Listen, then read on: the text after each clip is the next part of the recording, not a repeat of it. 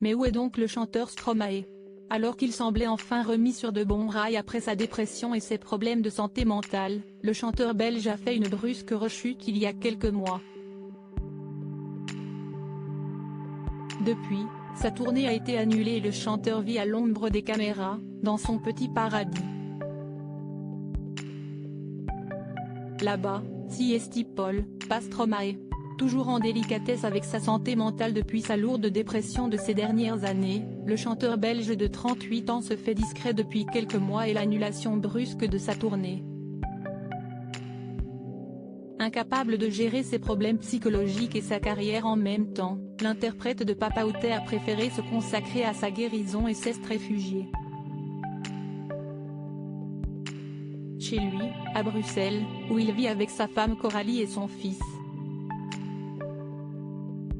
Selon Le Parisien, qui lui consacre en effet une série de portraits, s'y estime même plus précisément à Forest, commune bobo et métissée de la capitale que se situe son repère, un penthouse au dernier étage d'un immeuble. Entouré de ses proches, dont son épouse et son bambin, bien sûr, mais aussi de son frère Luc, également son manager, et ses producteurs, le jeune homme tente tant bien que mal de se remettre sur pied. Et il garde son état de santé très secret, comme le révèle toujours Le Parisien. Ni Luc, ni son producteur, ni aucun de ses proches n'est autorisé à aborder le sujet avec les médias. Quant à ses voisins, ravis de connaître Paul, pas Stromae, pas question non plus de leur poser la question.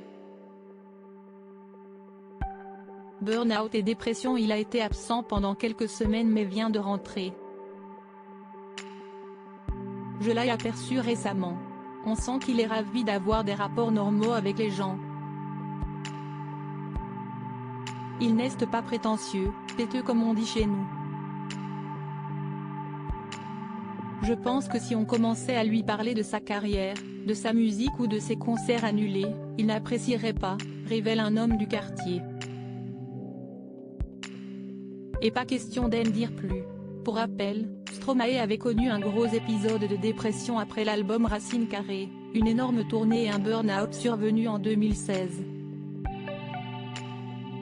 Après cela, il s'était mis en retrait de la scène pendant près de 5 ans avant de faire son grand retour fin 2021, puis début 2022 aux 20h de TF1, où il avait fait le show En chantant l'enfer, qui parle de ses pensées suicidaires. Désormais, l'heure est au calme et au repos. Et peut-être qu'après ce retour à la normale, il pourra enfin retrouver ses fans.